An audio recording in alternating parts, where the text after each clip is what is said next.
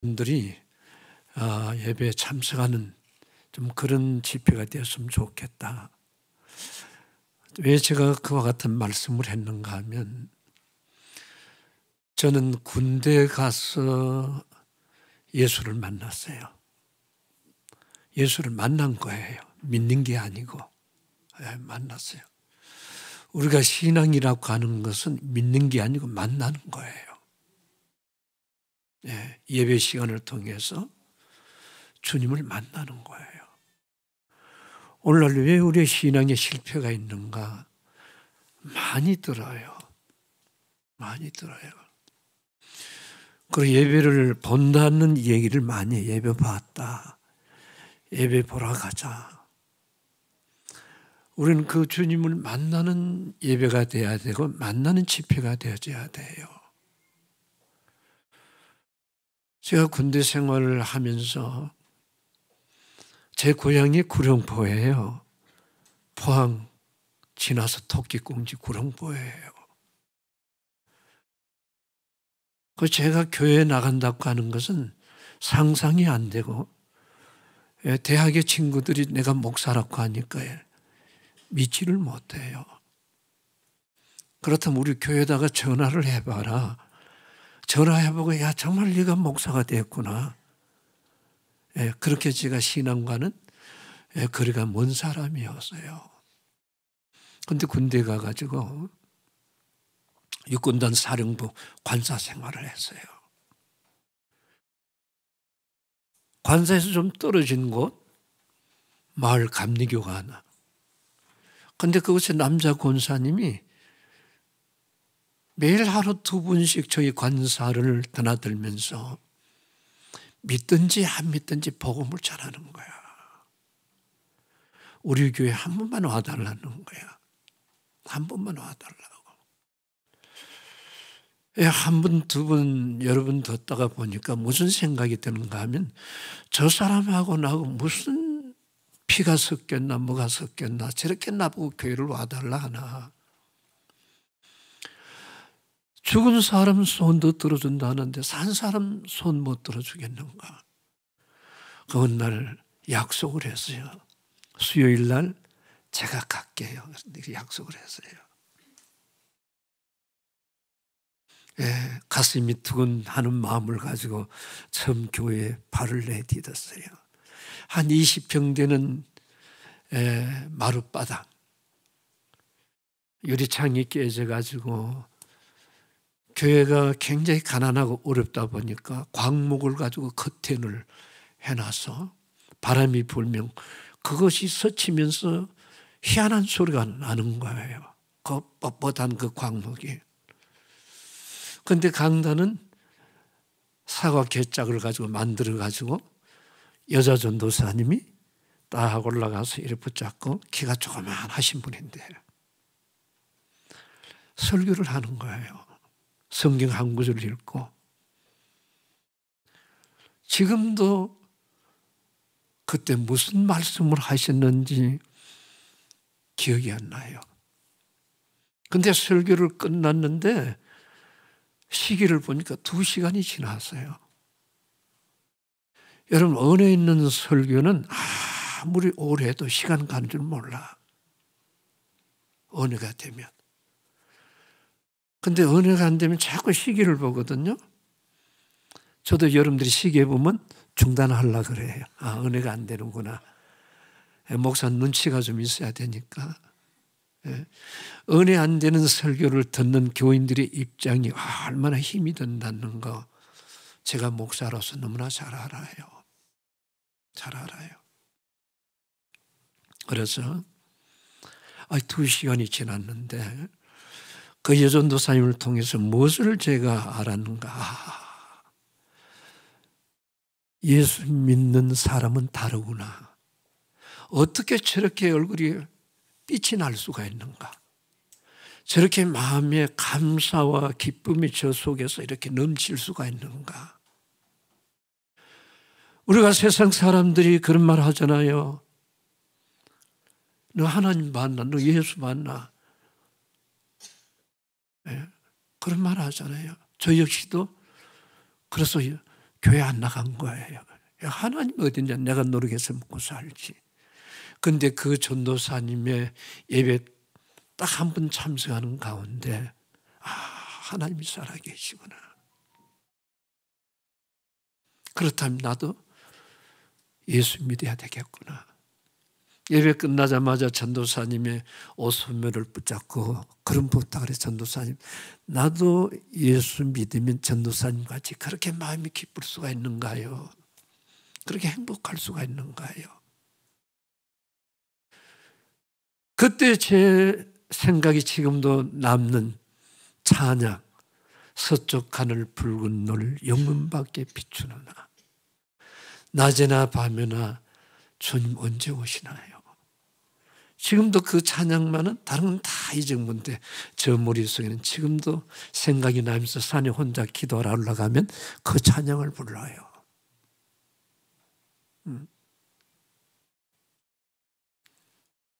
그러면서 제가 전도사님 만나는 그 하나님 저도 만날 수가 있는가요?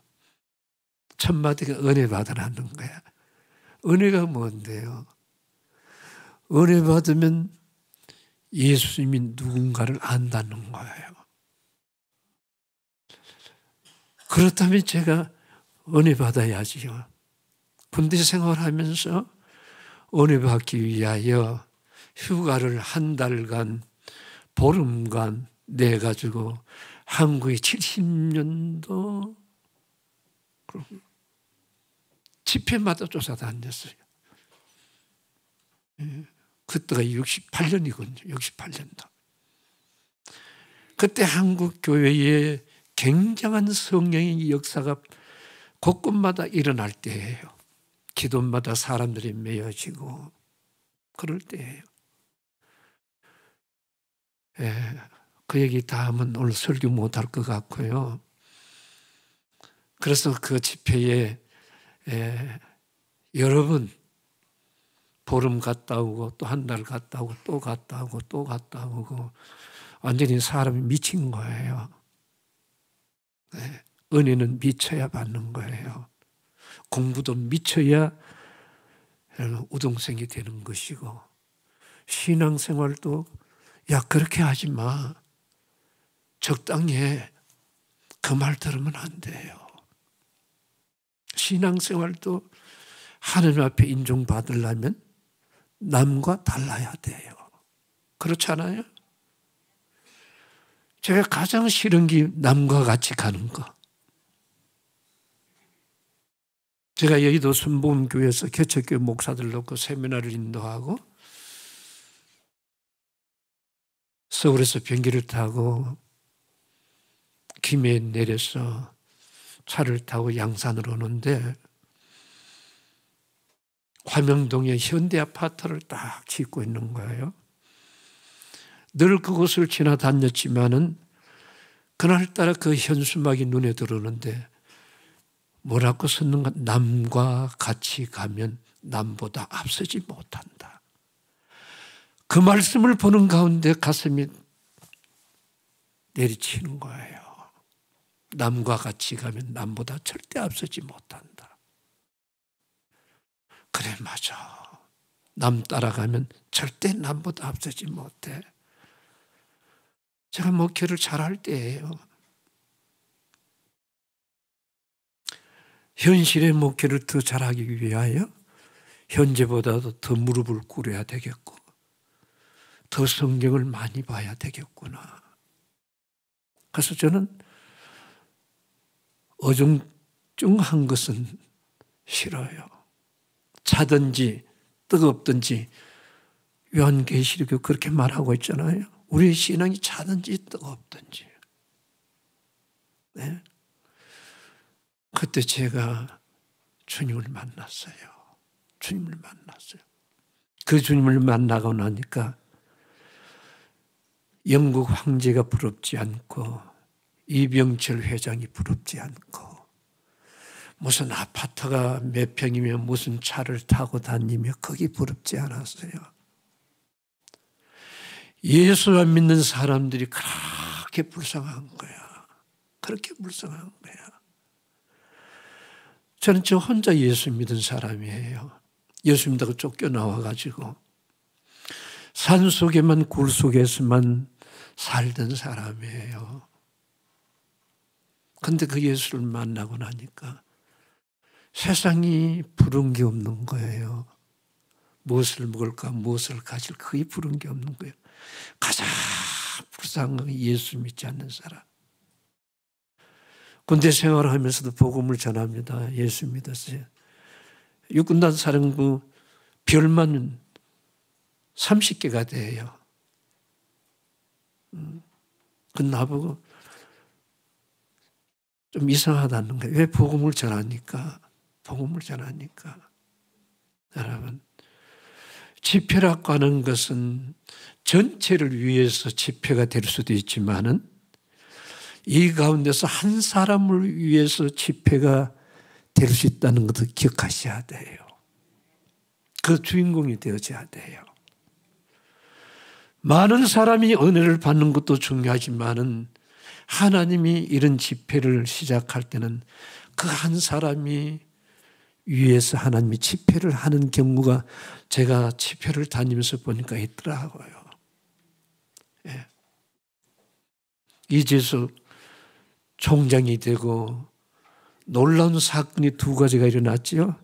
자살하려고 했던 사람이 그 명인 그분이 총신대 총장이 됐다. 그렇다면 하나님 계시는데 내가 와 자살해야 되겠는가? 실질적인 사건이에요.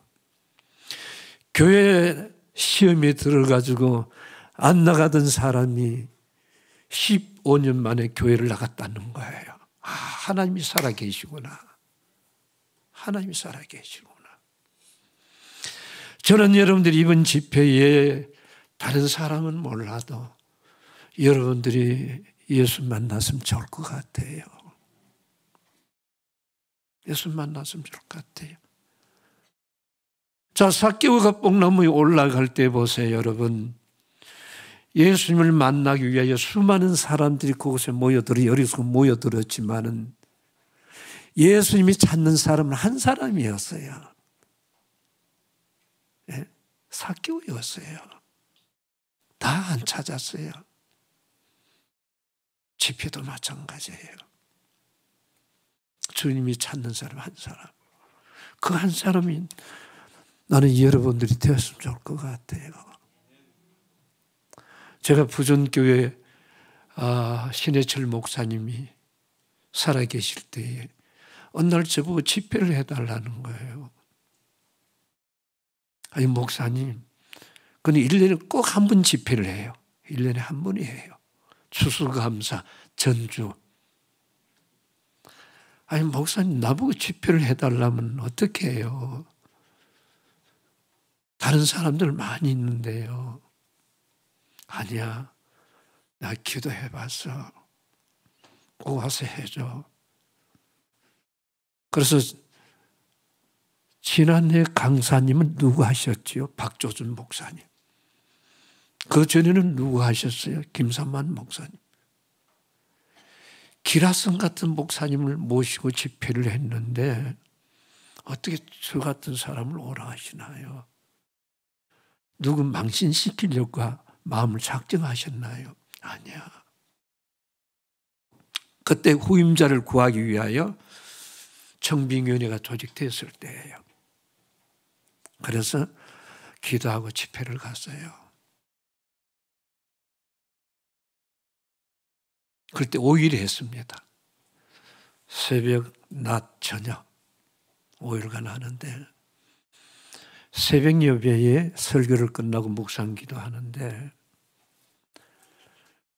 고목나무에 순이 돋으면서 잎이 나면서 꽃이 피기 시작하는 거야.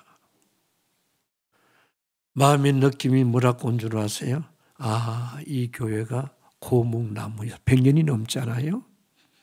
고목나무에 이제는 이 교회가 순이 나고 꽃이 피고 그날이 오는구나. 3일 새벽에 끝나고 청빙위원회가 모여가지고 저보고 와달라는 거예요. 그래서 내가 거절했지요. 양산하고 그게 얼마가 됩니까? 얼마 안 돼요. 제가 왜 얘기를 하려고 하는가 하면 은혜는 하나님이 주셔야 되고 받을 수 있는 자세가 되어져야 은혜를 받는 거예요. 하나님이 은혜를 주셔야 돼요.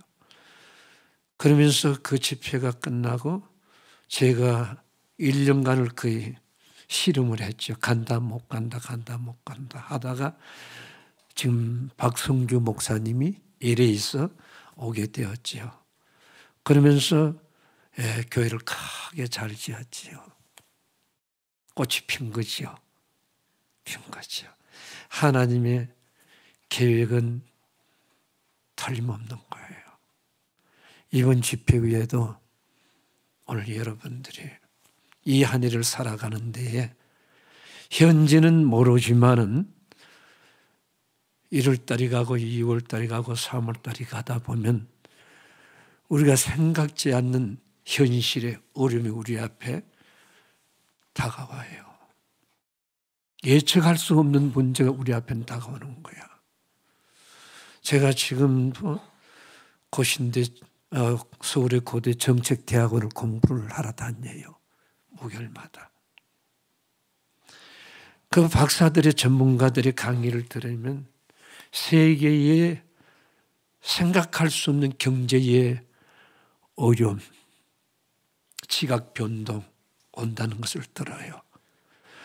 그분들이 여러분 없는 것을 강의하고 없는 것을 얘기하겠어요? 다가오는 현실에 대해서 얘기하는 거예요. 그러면 이와 같은 우리 앞에 다가오는 현실 앞에서 현재 내가 괜찮으니까 뭐 그러나 전혀 아니에요. 하나님의 계획은요 하루 사이가 달라져요. 하루 사이가 달라져. 아침이 다르고 저녁이 다르다는 걸 아시나요? 서울의 큰 교회에 결혼해서 1년이 되면서 아기를 하나 놓고 주일학교를 봉사하고 섬기던 그 젊은 남자 집사가 아내하고 아침을 먹고 아기가 이제 젖을 빠는 그 얘기를 바라보면서 아빠 오늘 갔다 올게 잘 있어 엄마하고 2시간 후에 전화가 왔대요. 병원 영안실에서 아무개 집인가 그렇습니다. 빨리 와보세요. 가니까 2시간 전에 출근을 하던 아빠가 영안실에 들어 앉아 있는 거예요. 우리는 이와 같은 일들을 늘 들을 때마다 남의 얘기를 생각해요. 아니에요. 우리는 모든 매사에 항상 우리에게 들려주는 메시지, 경고 그렇게 들어야 돼요. 하나님 메시지를 들어야 돼요. 자, 오늘 이 본문을 돌아가 봅니다. 여호수아가 모세가 죽은 이후에 200만 명이 넘는 이스라엘 백성들을 데리고 도착한 곳이 시딤. 그곳에서 어딜 갑니까? 요단강을 건너야 돼요. 한두 사람도 아니고 200만 넘는 그 백성을 데리고 건너야 되는데 인간의 생각으로는 계산이 안 나오는 거예요. 도저히 건널 수가 없는 거야. 그런 가운데서 요단강물은 넘치고 생각을 해봤어요. 이걸 건너야 돼요. 인생의 마지막 건너야 될 벽일 수도 있는 거예요. 네. 일단 이것을 건너야 가나안 땅을 가든지 천국을 가든지 그걸 건너야 되는 거예요. 그와 같은 문제 앞에 섰을 때에 여호수아가 세 가지를 여기서 당부합니다. 첫째는 뭐예요? 아침에 일찍 일어났다는 것은 1절 말씀에 나와 있어요. 아침에 일찍 일어났다. 일찍이. 사랑하는 성도 여러분, 이 여호수아를 읽어보면 우리가 평상시에 새벽기도 일찍이 오는 것하고는 달라요. 평상시에 새벽기도 오는 것하고는 달라요. 일찍이라고 하는 말. 여기서 일찍이라고 한 날은 특별한 새벽에 일어났다 그 말이에요. 저도 가끔 특별 기도를 하고 특별 새벽 기도를 해요. 그건 종전과 드리는 예배와는 달라요. 그는 특별하게 드린다 그 말이에요. 그야말로 이거냐 저거냐 해답을 받을 것인가 받지 않을 것인가 문제가 해결할 것인가 해결하지 않을 것인가 그 가운데서 특별 새벽 기도를 드리는 거예요. 바로 여호수아가 새벽에 일찍 일어났어요. 여러분 인생을 살다가 많은 얘기를 만나고 성공한 사람의 얘기를 들어보면 새벽형들이 다 성공을 해요. 새벽형. 늦게까지 자는 사람들은 성공했다는 말을 그렇게 들어본 적은 없어요. 물론 있겠죠. 새벽 일찍 일어났다는 거예요. 여러분들 앞에 다가오는 현실에 큰 문제가 있다고 할 때 벽을 넘어서야 되는데 평상시처럼 자고 먹을 거 다 먹고 할 일 다 한다면 어떻게 여러분 그 벽을 넘을 수가 있는가요? 이 한 해 여러분들이 새벽에 일찍 일어나야 돼요. 거리가 중요하지 않아요. 옛날 어른들께서 신앙생활을 할 때 10리, 20리를 걸어서 논두렁을 걸어서 새벽 기도를 다 다니셨어요. 근데 우리는 지금 IMF 락가는 이 구실로 인해 가지고 새벽 예배가 무너졌고 새벽 특별한 사람만 하는 것으로 생각하는 거예요. 문제 있는 사람으로만 생각하는 거예요. 그런데 오늘 여호수아는 새벽에 일찍 일어났다. 오늘 여러분들께서 이 한 해를 살아갈 때 첫 단추를 잘 끼워야 돼요. 이 집회는 한 해를 잘 달려가기 위하여야만 배터리 충전을 시키는 그런 집회가 아니겠는가 생각이 되어져요. 여러분 새벽에 일어났어요. 제가 시골에서 자라다 보면 새벽 4시만 되면 소를 몰고 들러 나가요. 그럼 새벽에 뭐 합니까? 나가서 벌써 밭 다 갈아타벼요. 새벽에 나가가지고 할 일을 다 하는 거예요. 공부 잘하는 아이들도요, 저녁 일찍 자고 새벽에 일찍 일어나요. 새벽은 굉장히 중요한 시간에 예수님도 새벽에 습관을 쫓아서 일어나서 한적한 곳에서 기도하더라. 요즘 보면 교회가 이상하게 돌아가고 있어요. 저녁 기도를 좀 하고 있는 거예요. 새벽 기도는 텅텅 비고요. 신앙생활은 편리주의가 되면 안 돼요. 하나님 말씀대로 하는 것이 신앙생활이지. 믿으시나요? 네.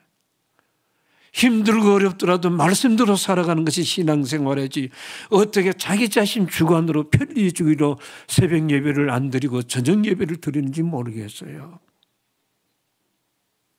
그런 교회들이 점점 일어나는 거예요. 그 이상 말은 하지 않겠어요.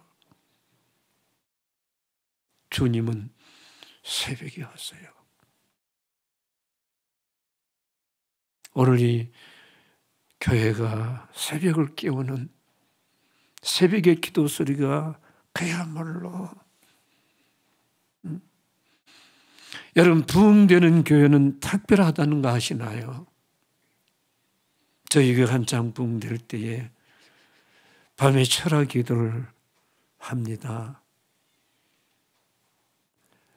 12시가 넘으면 불을 끄고 주여, 그 소리가 마을 사람들이 잠을 자다가 불악 사람들이 주무시다가 교회에 불이 났다는 소식을 듣고 주여 소리가 불이 나는 소리가 들려진 거예요. 마을 사람들이 물동이를 이고지고 불 끄러온 거예요. 아니 왜 오셨어요? 했더니 자는데 교회가 불이 났다는 소식을 듣고 불 끄러왔다는 거야. 여러분, 교회는 기도 소리가 우렁차야 돼요. 기도 소리가 나야 돼요.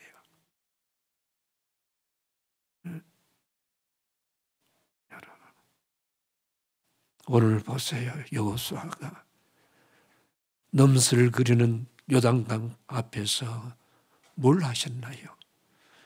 이것을 건너야 되고 넘어야 되는데 배를 빌려오지 않고 보트를 준비하지 않고 새벽에 일찍 일어나서 뭐가 있었을까요? TFP 구성한 거 아니에요.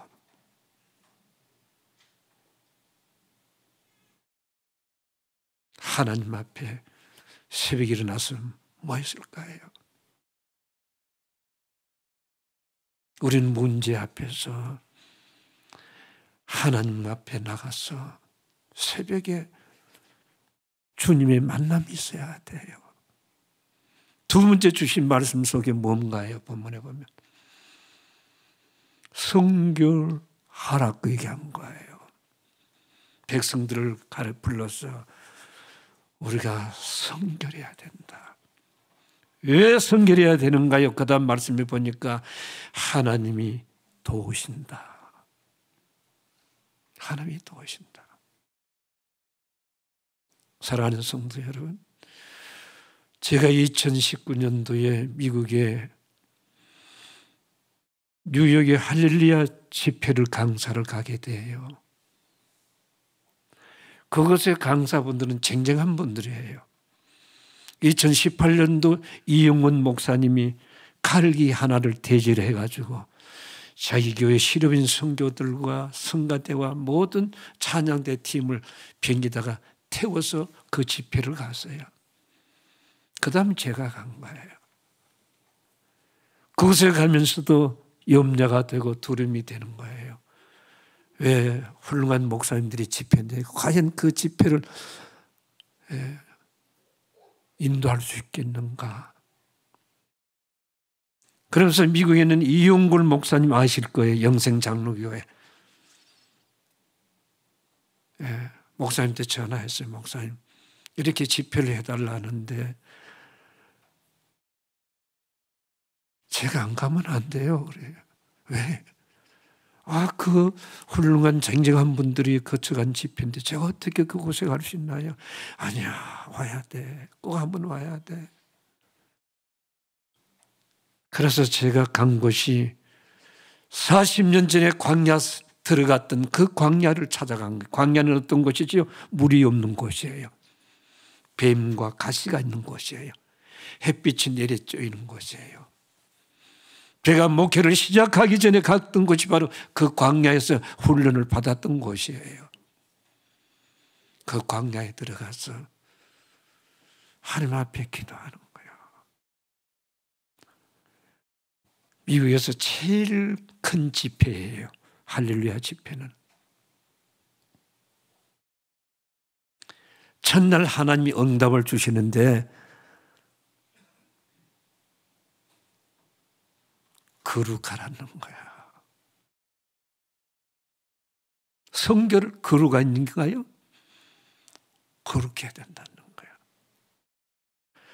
저는 여러분 그 광야에 들어가서 기도하는데 위로부터 능력을 입기 위하여 사실 간 거예요. 하나님 능력을 주셔야 가지 않겠어요? 그런데 하나님은 응답이 달라요. 거룩해야 돼. 성결해야 돼. 우리 옥하는 목사님 가장 강조하는 말씀이 거룩이라는 말을 많이 쓰셨어요. 거룩해야 돼. 내가 나를 돌아보면서 생각을 가진 거, 하나님, 그럼 내가 거룩하지 않는 목사인가요? 저 나름대로는 거룩하다고 목회를 해왔는데 그럼 내가 거룩하지 않다는 말인가요? 의문점을 내가 가지면서 그날 밤을 새워가면서 기도했는데 첫 번째 날 거룩해야 된다. 두 번째 날 주신 응답이 예배의 성공자가 돼야 된다는 거야. 그럼 하나님, 내가 예배의 성공자가 아닌가요? 누구보다도 금식대장이고 산과 더불어서 지금까지 살아왔는데 예배를 빠진 적이 없고, 그럼 내가 하나님 예배 성공자가 아닌가요? 그러면서 작전 기도를 마치고 미국을 갔어요. 그때의 주제가 거룩이었어요. 주제가. 목사님과 장로들이 앞에 쫙 앉고 뒤에 쫙 1800교회입니다.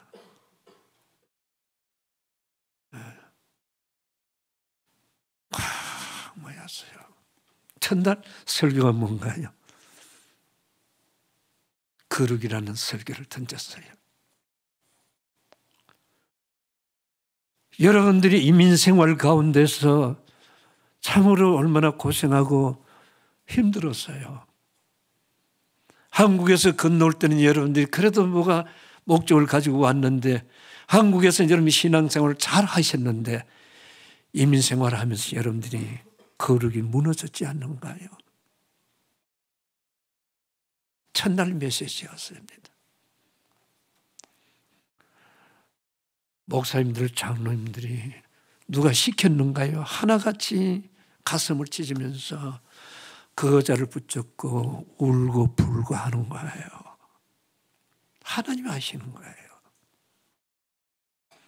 두 번째 날 예배의 성공자가 되라고 한 거예요.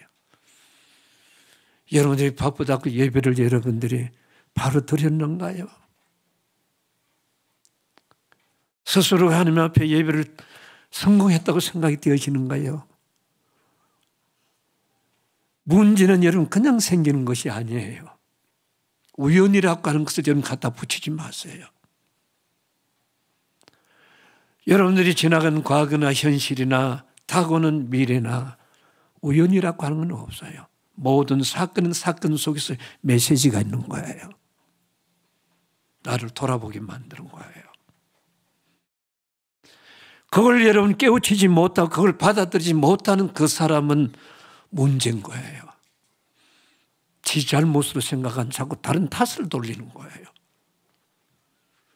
훌륭한 목수가 연장나무라는 거 보셨나요?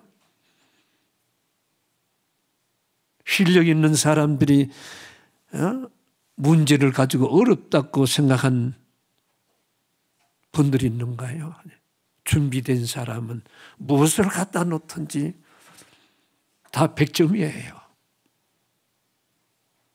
여러분들이 한 해를 살아가면서 생각할 수 없는 파고가 여러분들 앞에 닥쳐올 때에 어떻게 넘어설나요? 새벽을 일어나야 돼요. 두 번째는 뭐 해야 되는 거예요? 성결해야 되는 거예요. 하나님이 원하는 것은 거룩이에요. 성결이에요. 근데 오늘날 거룩이 존재하고 있다고 생각이 되어지는가요? 성결이 존재하고 있다고 교회가 생각되어지는가요? 이 교회 말고요. 이 교회 말고. 교회가 세상이나 똑같아요. 여러분, 코로나로 인해서 가장 먼저 예배가 무너졌고 5,000명 모이는 교인들도 1,000명이 없어졌어요. 저희 교인들도 많이 지금 정발되어 있더라고요, 보니까. 됐는가. 그리고 예배를 비기에 누워가지고 설교 듣고 말이에요. 그게 예배인가요? 이와 같은 현실을 우리가 직시해야 돼요. 알아야 돼요. 큰일 났구나, 교회가. 자, 이번 설교 제목이 보세요. 제가 이 설교 제목을 보내놓고 또 묵상하고 또 묵상하고, 왜 하나님 새벽 설교나 이 설교를 이렇게 나에게 제목을 주셨나요? 특별히 자녀들을 가진 부모들이 참석을 많이 해야 돼요, 새벽에. 자녀들을 가진 손자와 손녀를 데리고 있는 우리 권사님들도 새벽에 빠지지 마세요. 설교 제목 자체가 여러분 달라요. 왜 울어야 되는가? 왜 예수님께서 우셨는가? 그러면 왜 이번 집회에 이걸 주셨는가? 좀 설교는 웃기기도 하고 이래 다니면서 해야 재미가 있는데, 그죠? 예. 좀 더 심각하게 지금 듣고 있어가지고. 예. 여러분, 저는 부흥 강사가 아니에요. 한 목회자입니다. 예. 저를 키우신 분은 옥하는 목사님이시고 이용골 목사님이시고 두 분을 통해서 저는 자랐어요.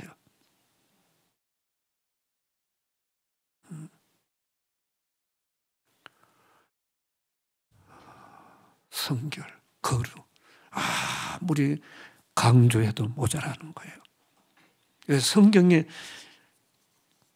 주님이 내가 거룩하니 너희들 거룩하거라.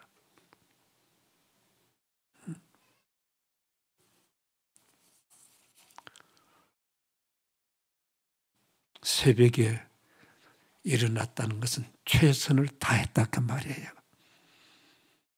요단강물 앞에서 새벽에 일어나는 것은 사람이 할 수 있는 것 최선을 다했다. 문제 앞에서 도망가지 말고 문제 앞에서 뛰어넘지 말고 최선을 다하세요. 믿으시나요? 최선을 다하게 되면 하나님이 돕습니다. 문제는 최선을 다하지 않기 때문에 문제가 되죠. 신앙생활도 최선을 다하고 직장생활도 최선을 다하고 최선을 다하는 거예요. 그게 바로 이 본문에서 우리가 주는 메시지예요. 영광하기 위하여 일찍 난 것이 아니라, 우리가 믿음 생활을 하면서 가장 보편적인 오해 하나가 있다고는 그게 뭔 줄 아세요? 믿습니다. 믿습니다. 하나님 앞에는 다 맡겼어. 야, 하나님 앞에 맡기면 하나님 해결해줘. 그 신앙이 아니에요. 우리 한국교회의 강단에서 자주 사용했던 부흥 강사분들, 맡겨라. 물론 그게 틀린 말은 아니에요. 믿습니다. 야, 믿으면 된다니까. 물론 뭘 믿어요? 목사님 믿으라고 하니까 믿는 거예요. 그럼 뭘 믿는 거예요? 그게 바로 한국교회가 여러분 쓰는 용어예요. 믿습니다. 또는 맡긴다. 이런 신앙과 믿음을 가졌다고 한다면 고쳐야 되는 거예요. 참된 믿음은 믿기 때문에 아무것도 안 하는 것이 아니라 믿기 때문에 최선을 다하는 것이 참된 믿음이에요. 믿으시나요? 네. 내가 믿기 때문에 최선을 다하는 거예요. 그 다음에 하나님 앞에 그때 이제 맡기는 거예요. 최선을 다한 다음에 하나님, 나는 여기까지예요. 그 다음에 하나님 도와주세요. 최선을 다한 사람은 부끄러움이 없어요. 우리가 히브리서 11장을 믿음의 장이라고 얘기합니다. 그렇잖아요. 믿음으로 믿음으로 믿음으로. 모세가 믿음으로, 야곱이 믿음, 아브라함이 믿음으로. 그러나 히브리 11장은 행동의 장입니다. 행동의 장이에요. 믿기 때문에 행동으로 옮겼다 그 말이에요. 네. 다시 생각을 해보세요. 네? 그러므로 히브리서 11장은 실천의 장이다 그 말이에요. 실천. 믿기 때문에 내가 실천했다. 그러면서 이와 같은 역사가 일어났다. 그러므로 믿기 때문에 아무도 안 하는 것이 아니라 믿기 때문에 최선을 다하는 신앙을 가지길 주의 이름으로 축원합니다. 여러분 앞에서 무엇이 여러분을 가로막고 있는가 염려하지 마시고 최선을 다하고 하나님이 하시는 거예요. 저는 그렇게 인생을 살아왔어요. 목회를 해왔고요. 자신의 성결함, 요단강을 건너야 되는데 성결하고 무슨 상관이 있는가요? 배를 준비해야지. 물을 막든지. 그런데 성결하라고 얘기하는 거예요. 어떻게 팀을 구성하고 TF를 만들고 전혀 아니에요. 노예예요. 오늘은 조금만 모하면 TF를 구성해야 된다. 모여가지고 우리가 이것을 어떻게 할 것인가 해야 된다. 여호수아는 그런 모습이 전혀 없어요. 두 번째, 성결이라는 거야. 그래 하나님이 돕는다 하는 거야. 토론이 아니었어요. 문제 앞에서 자신의 삶을 깨끗하게 하라고 명령했고 이유는 하나님 내일 우리 가운데서 기적을 행하신다. 여호수아가 강을 건널 수 없다는 것을 알았기 때문에 하나님의 은혜가 아니고는 도저히 이 문제를 해결할 수 없다는 것을 알았기 때문이에요. 하나님의 도움을 위해서는 우리가 준비가 되어져야 돼.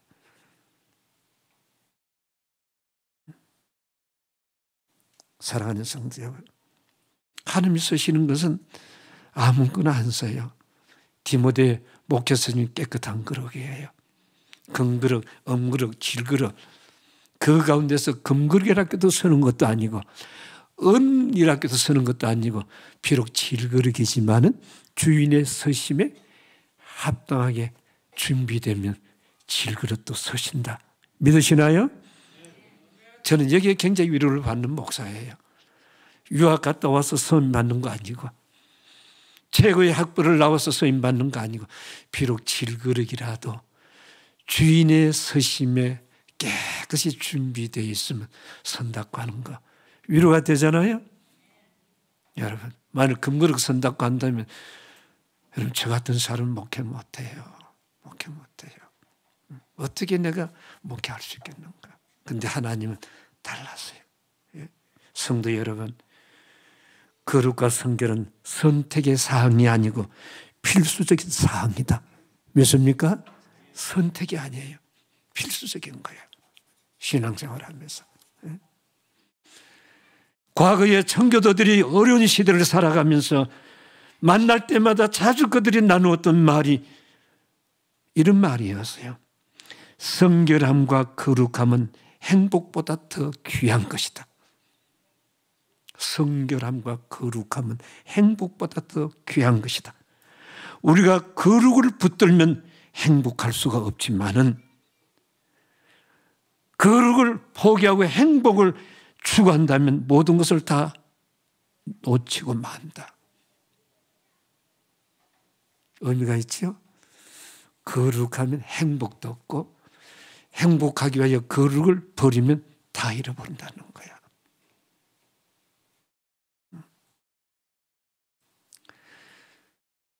이 아내를 살아가면서 생각지 않는 우리 앞에 앞이 캄캄하고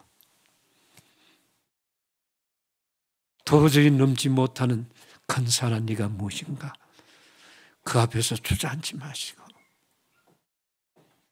세 번째는 3절에 보니까 너희 레위 제사장들이 너희 하나님 언약궤를 메고 너희들은 그 뒤를 따라서 가거라.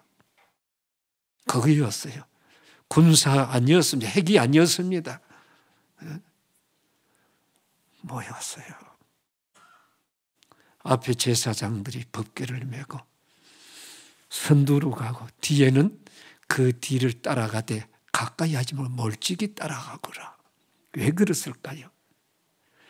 200만 되는 여러분 민중이 가까이 따라가면 뭘 보지 못해요? 앞에 있는 사람은 볼 수 있지만은 뒤에 있는 사람은 보지 못해. 거리를 두고 따라가야 확실히 볼 수 있는 거예요. 믿으시나요? 우리의 신앙이 바로 그거예요. 그리고 앞만 보고 가거라. 하나님만 바라보고 가거라. 법궤는 하나님을 상징하는 거예요. 걸어가다가 바람을 볼 수 있고 풍랑을 볼 수 있고 좌우로 보지 말라 그 말이에요.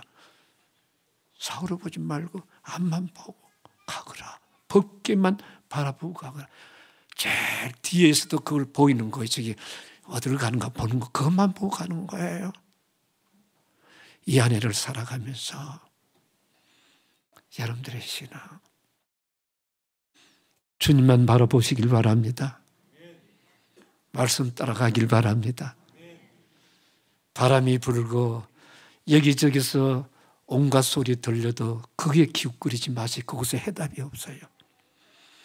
여러분들을 혼란스럽게 만들고 여러분들이 가는 길을 지체하게 만드는 거예요. 누가 뭐라고 하더라도 이 세 가지를 꼭 붙잡고 가신다고 한다면 이 한 해에 우리 앞에 경제가 아무리 어렵다고 할지라도 하나님은 자기 백성들은 늘 보호하시고 먹이시고 입히시고 광야에 보떡 5개 물고기 2벌을 축사하셔서 넘치게 하시는 그 하나님의 역사가 과거만 아니라 지금 현실에도 여전하게 그 하나님이 여러분들의 하나님의 저의 하나님이라는 거 믿으시나요? 우리는 기적과 이적과 역사를 과거로만 생각해요. 아니에요. 현실도 하나님 하시는 거예요. 저는 그와 같은 신앙을 많이 체험을 했어요. 사도 바울이 삼청천을 들어갔다 와가지고 자기가 보고 들은 것을 다 얘기할 수가 없는 것처럼 왜요? 이해하지 못하기 때문에 마찬가지예요. 이제 결론을 드리려고 합니다. 여러분들 앞에 꼭 부탁드리고 싶은 것은 신념의 사람이 되지 말고 신앙의 사람이 되기를 바랍니다. 신념하고 신앙은 달라요. 신념은 자기 가치예요. 자기 아는 거예요. 자기 철학이에요. 자기 경험이에요. 신념이에요. 신앙은 아니에요. 오늘날 교회가 혼돈하고 있는 거예요. 신앙생활 하는 사람들이 혼돈하고 신념, 자기 이론, 자기 경험, 자기 가치. 신앙은 믿음이에요. 하나님을 따라가는 거예요. 내 생각이 다르다 할지라도 신앙의 선택은 하나님이 책임지는 거예요. 믿으시나요? 자, 오래전에 기억에 남는 영화 한 편이 생각이 납니다. 여러분들 앞에 소개하려고. 제목은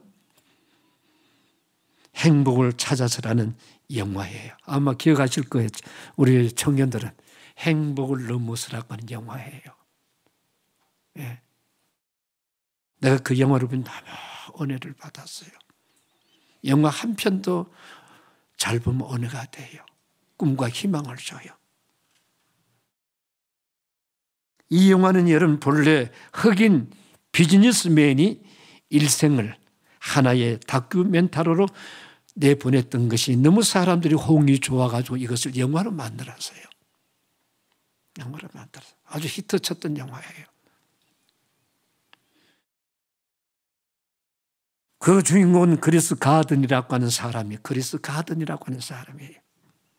내용은 이분이 실제로 살아온 삶을 영화로 만들어서 많은 젊은들한테 비전과 꿈을 심어준 실제적인 사건이에요. 이 사람이 얘기하는 자기 자신이 계모였던 아버지 폭력의 어린 시절을 살아가요. 그 폭력에 견디지 못하여서 그래서 가드가 8살 때였을 때 그 어머니는 아버지가 살고 있는 집에다 불을 질러버려요. 그리고 그 어머니는 감옥 유치장에 갇히게 됩니다. 그때 가드는 여러분 남의 집에 입양되어서 살아가고 있는 거예요. 어린 시절에 그는 입양된 집에서 가정폭력으로 심한 고통과 아픔을 겪기 시작합니다. 상처로 그 인생은 얼룩지기 시작합니다. 그래서 가드는 청년 시절에 그것을 뛰쳐나옵니다. 새로운 인생으로 여러분 몸부림을 치면서 결혼도 하고 아이도 낳습니다. 그러나 생활고가 이기지 못해서 너무 어려워서 세금도 내지 못하고 자동차 기름도 없고 전셋집에서 어느 날 쫓겨나 거리를 헤매게 되기 시작합니다. 견디지 못한 아내는 남편과 아들을 두고 그냥 집을 떠쳐나버려요. 그리고 가드는 1980년대에 샌프란시스코 범민가 거리에서 하나밖에 없는 자기 아들을 데리고 때로는 지하실에서 때로는 화장실에서 그런 세월을 보내요. 때로는 노수 거리에서 처절한 생존의 노력을 그는 계속 시작이 되어집니다. 그런 환경과 그런 가운데서도 한 가지 잃어버리지 않는 것이 있는데 그것이 무엇인가? 기도였다는 겁니다. 노숙자 생활, 화장실에서 지하철 옆에서 잠을 자면서 아이를 데리고 놓치지 않는 것이 바로 기도였다는 거예요. 그리고 어머님의 영양, 신앙의 유산, 기도를 그는 붙들고 있었습니다. 그리고 그는 기도하고 있는 한 하나님은 그의 기도를 들으신다고는 확신을 가지게 됩니다. 기도하고 있는 한 하나님 내 기도를 들어주신다고 하는 것. 그러면서 자신의 일생을 아직도 도전할 기회가 있다고 그는 믿었던 거예요. 그것은 바로 어머니의 신앙 유산이 그를 버티게 만들어 주었다는 거예요. 이러한 극한 상황 속에서 어느 날 주식 중개인을 만나서 인턴을 받기 시작합니다. 천군만고 끝에 드디어 그는 가든 에너리라고 하는 회사를 설립하고 1억 8천만 달러의 원가의 전설적인 인물이 되기 시작합니다. 그는 마침내 인생의 역경의 강을 넘어섰습니다. 그리고 약속의 땅에 도달하게 되었던 것입니다. 그래서 가드넌을 지켜보면서 어떤 사람이 이 영화를 보면서 가장 감동적인 장면을 이렇게 소개해놨습니다. 저도 그것을 보게 되었어요. 대부분의 영화를 본 사람들은 똑같은 일치를 아버지와 아들과 대화하는 그 장면이 그곳에 나와요.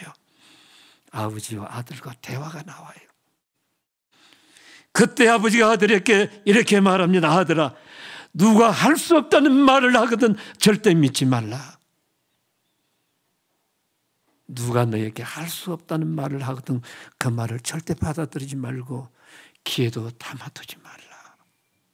그리고 이 아버지가 너에게 말을 하더라도 그 말을 믿지 말라. 너무 기막힌 장면이에요. 아버지가 아들인데 누가 네가 가고자 하는 그 길에 야 네가 그걸 할 수 있겠는가? 너 잘못된 생각 아니겠는가? 그 말을 하거든 절대 믿지 마라. 이 아버지가 말을 한다 할지라도 그 말을 받아들이지 말라. 너가 꿈을 붙들었다고 한다면 꿈을 붙들어야 돼. 꿈을 붙들었다면 꿈을 보호해야 돼. 아들은 누가 할 수 없다고 말을 하거든 믿지 말라. 오늘 여러분들 가운데 꿈에 대한 이야기, 기도하다가 하나님 앞에 응답을 받았고 자기 자신의 기도하는 가운데 감동을 가졌고 자기 자신의 미래를 향해 어떤 청사진을 가졌는데 현재 환경 가운데서 많은 사람들이 야 집어치워. 혹시 그와 같은 소리를 들었다고 한다면 가드가 뭐라고 얘기합니까? 아들인데 그 말을 믿지 말라. 이 아버지가 하더라도 받아들이지 말라. 절망의 현실 속에서 일으켰던 가장 중요한 원인이 바로 여기 있었던 거예요. 오늘 우리는 이와 같은 얘기를 많이 듣습니다. 야, 너 그거 너 할 수 없어. 너 실력도 안 되는데 능력도 안 되는데 네가 무슨 그런 꿈을 꾼단 말이야. 그야말로 사람을 갖다가 찬물을 갖다가 끼얹을 때가 많지요. 애들을 갖다 무시하기도 하고. 그러면 안 돼요. 저는 그것을 딛고 일어난 목사입니다. 목회 생활에도 치열한 아픔과 고통이 있어요.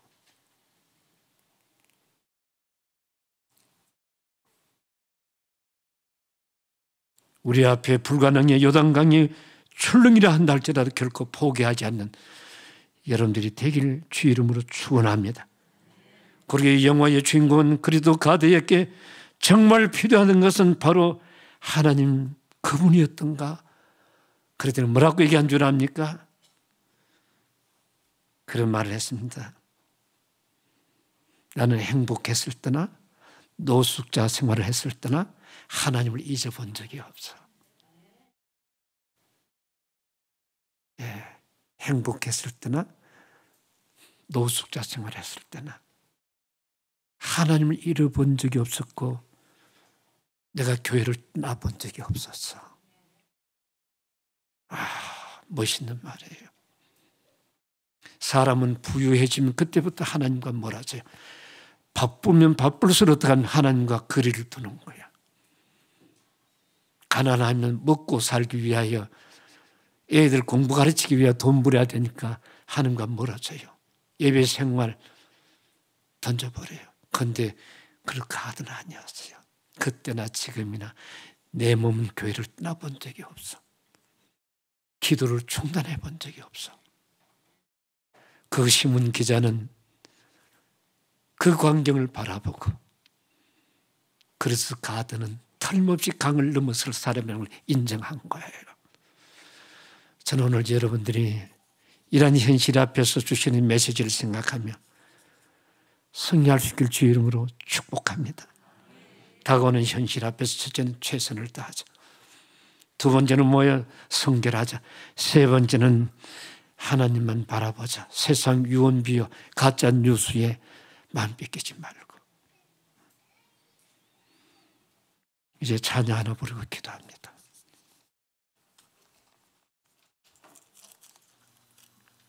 (347장) 허락하신 새 땅에 들어가려면 허락하신 새 땅에 들어가려면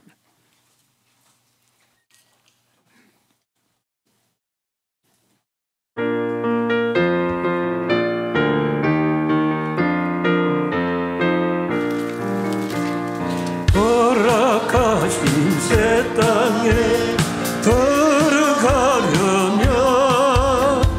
마음의 준비 다하여 임서 일하세.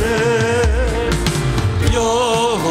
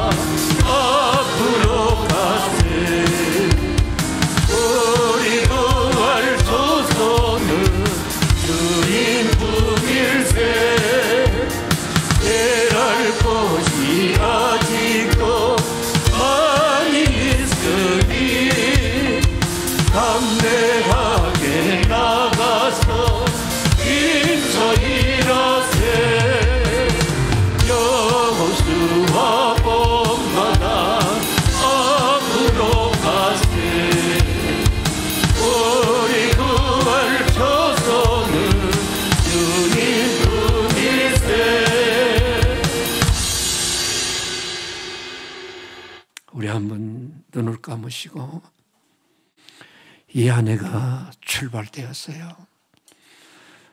코로나는 영원히 없어지지 않냐고 여러분들과 같이 생활해야 되는 거예요. 다시 과거는 우리가 찾을 수가 없어요. 돌아갈 수가 없어요. 우리는 현실에 다가오는 벽을 어떻게 건너느냐, 거기에 따라서 인생의 성패가 있는 거예요. 낙오자가 있는 것이고 리더자가 나올 것이고, 그렇다고 한다면 그리스 카드, 성공했을 때나 실패했을 때나 자기 마음은 교회를 떠난 적이 없어. 그 엄마가 물러준 신앙, 기도, 그를 지켰던 거예요. 오늘 여러분들이 신앙의 자식들한테 무엇을 남겨주고 있는가요? 이 교회가 후대들한테 무엇을 남겨주고 있는가요? 우리 장로들이 이렇게 교회를 섬기고 지켰다. 코로나가 문제가 아니에요. 우리의 마음이지요. 내가 보스턴 한 2달 전에 하버드 교수 교회 집회를 갔어요. 그는 교회가 코로나 더 성장을 했어요. 더 성장했어요. 예? 여러분 벽 앞에 방황한 분이 계시지 않는가요? 건널 수 없는 벽에 부딪혀서 스스로 포기한 분은 없으신가요? 지금 여러분의 형편이 어떤 처지에 있든지 여러분 다시 하나님을 바라보세요. 우리는 이 시간에 하나님 앞에 기도할 때에 하나님 저 포기하지 않을 거예요. 하나님 저 기도하겠습니다. 앞으로 나아가겠습니다. 저를 도와주세요. 저의 가정과 저의 자녀들을 도와주세요. 우리 이 시간에 한 분 마음으로 기도합시다. 마음으로 1분만 기도합시다. 오늘 주신 메시지를 가슴에 부둥켜 안고, 걸어가신 아버지 하나님,